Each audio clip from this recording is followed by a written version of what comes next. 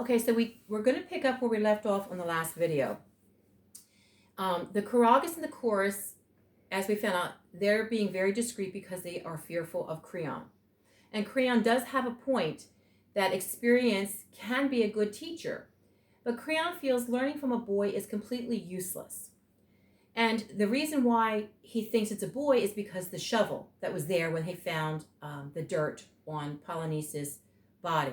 We later on find out that shovel actually was Polonice's shovel when he was a boy. Now, Haman's reply is reasonable and one which Creon has no answer. Haman is arguing for a more democratic government, such as Athens had when Antigone actually was written. Haman is a formidable debater. Creon has no reasonable response. Now, on page 515, section 22, it says, "This boy, it seems, has sold out to a woman. If you are a woman, my concern is only for you." Creon: "So, your concern in a public brawl with your father? How about you in a public brawl with justice? With justice, when all that I do is within my rights? You have no right to trample on God's right. Fool, adolescent fool, taken in by a woman." Haman says, "You'll never see me taken in by anything vile."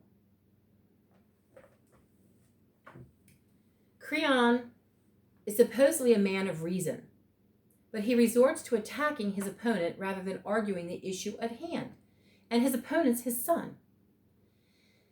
If he's treating his son this way, how in the world is he going to treat his people? He's surely not going to treat them justly. Haman takes the same position as Antigone and sums up the case against Creon in one sentence.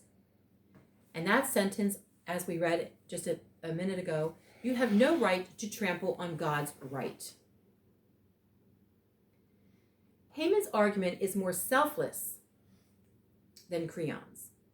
He hopes for his father's sake to prevent his father from taking reckless action. Creon is blind to any view but his own. When Haman makes the comment, "Then she must die, but her death will cause another," he's referring to Antigone's death.